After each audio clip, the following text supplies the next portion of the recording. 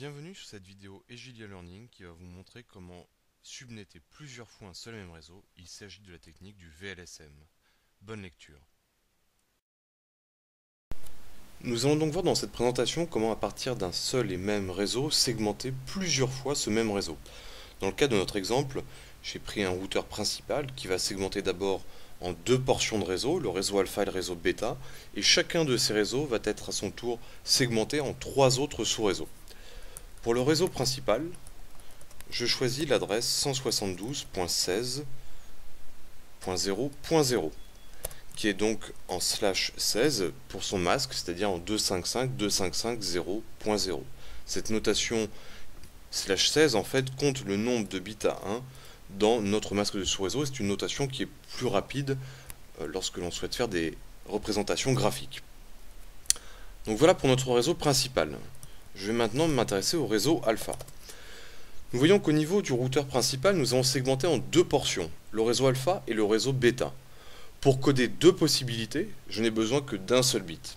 Je vais donc emprunter un bit à la partie utilisateur pour créer mes réseaux alpha et mes réseaux bêta.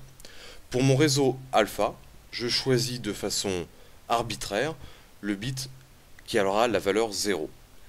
On aura donc pour notre réseau alpha, donc 172.16 qui est la partie classoul, et j'indique que je choisis donc 0 pour ma partie donc sous-réseau qui va représenter donc alpha. J'ai ensuite 7 bits à 0 pour terminer mon octet, puis le dernier octet à 0, je mets un petit dé pour indiquer qu'il est en notation décimale. Donc tous ces bits là représentent les parties utilisateurs. On a donc pour mon réseau alpha la valeur 172.16.0.0, mais cette fois-ci non plus en /16, mais en /17, puisqu'il a été segmenté. Nous avons vu que nous avions besoin d'un bit pour créer deux sous-réseaux. Je vais maintenant m'intéresser au réseau bêta. Alors nous avons vu que pour segmenter alpha et bêta, nous avions eu besoin d'un seul bit. J'avais choisi la valeur 0 pour alpha, je prends donc la valeur 1 pour bêta. Donc ce 1 représente toujours la valeur du sous-réseau. Et je termine avec les 7 bits et le dernier octet en décimale pour mon réseau bêta.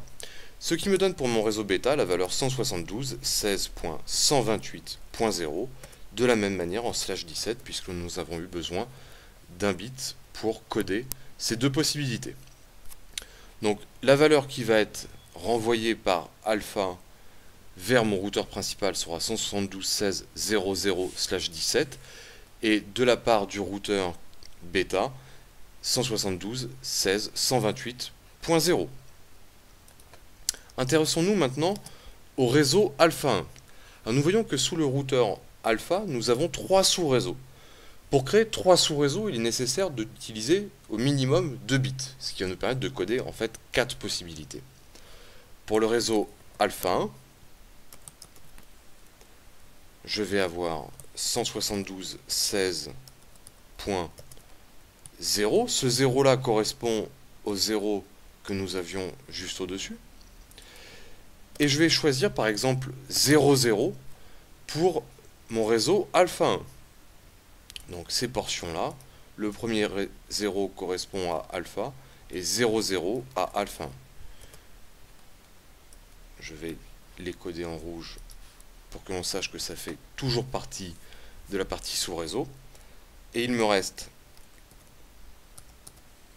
5 0, puis le dernier octet en décimale pour ma partie utilisateur. Le routeur, le réseau alpha 1, aura donc comme IP 172.16.0.0, mais cette fois-ci en /19. Nous avions donc déjà le premier bit qui codait les parties alpha et bêta, et sous alpha, nous avions besoin donc de 2 bits pour coder 4 possibilités. Au niveau de alpha 2, je conserve toujours mon 172.16.0, le 0 qui code toujours la partie alpha, et je choisis arbitrairement 0,1 pour alpha 2, toujours suivi des 5 bits à 0 pour mes utilisateurs, et de mon dernier octet, que je mets en notation décimale pour simplifier. On aura donc pour alpha 2 172.16.32.0, toujours en slash 19, puisque nous avons pris 2 bits pour la partie sous réseau au niveau de alpha 2. Au niveau de alpha 3, je vais avoir 172.16, toujours mon 0 pour indiquer que nous sommes sur la partie alpha, et je choisis arbitrairement un 0 pour coder la partie alpha 3.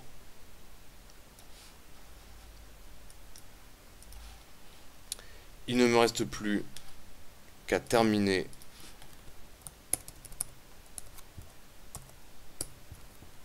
mes bits utilisateurs, ce qui me donne donc pour le réseau alpha 3 172.16.64.0 en slash 19. Voilà donc pour la partie des réseaux alpha.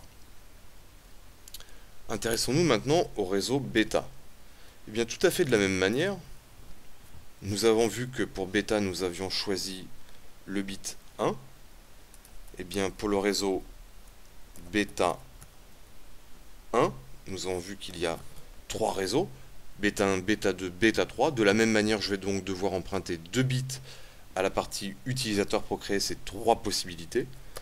Pour bêta 1, je vais donc avoir 172.16.1, ce 1 qui correspond à bêta, et je choisis arbitrairement 00 pour coder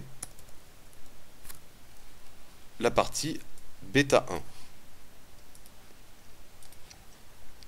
Toujours terminé par le dernier octet à 0, c'est-à-dire pour bêta 1, 172.16.128.0, mais cette fois-ci en slash 19, puisque j'ai un bit pour la partie bêta et 2 bits que j'ai choisi à 0 pour la partie bêta 1. Donc 16 plus 3, 19. Pour bêta 2, j'ai toujours 172.16.1 qui correspond à la partie bêta, et je choisis arbitrairement 0,1 pour la partie bêta 2. Je termine mes bits utilisateurs, donc ceci correspond bien à mes sous-réseaux, ce qui me donne pour bêta 2 172.16.80, alors 128, nous avons ici le bit de rang 7, donc 128 plus 32, 160.0 en slash 19. Et finalement pour bêta 3, j'ai donc 172.16.1 correspondant à la partie bêta, et je choisis arbitrairement un 0 pour bêta 3. Et je termine toujours mes parties utilisateurs. Donc là, la partie réseau bêta et la partie bêta 3.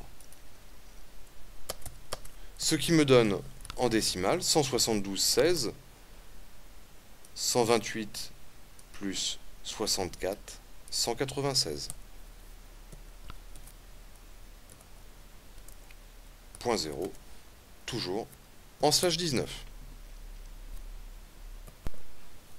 Donc je recommence, 128 plus 64, ce qui me donne 192 bien évidemment. Donc voici les adresses réseau qui vont être envoyées au niveau de notre routeur vers bêta, finalement vers le routeur principal. Donc ce que nous avons fait, c'est que nous avons fait une première segmentation, une segmentation vers les réseaux alpha, vers les réseaux bêta, et puis sous les réseaux alpha, nous avons refait une segmentation en 3, et sous les réseaux bêta, une nouvelle segmentation en 3. Donc on voit que le masque de sous-réseau est variable. Sous nos routeurs alpha et bêta, nous sommes en slash 19, donc des réseaux de plus en plus précis.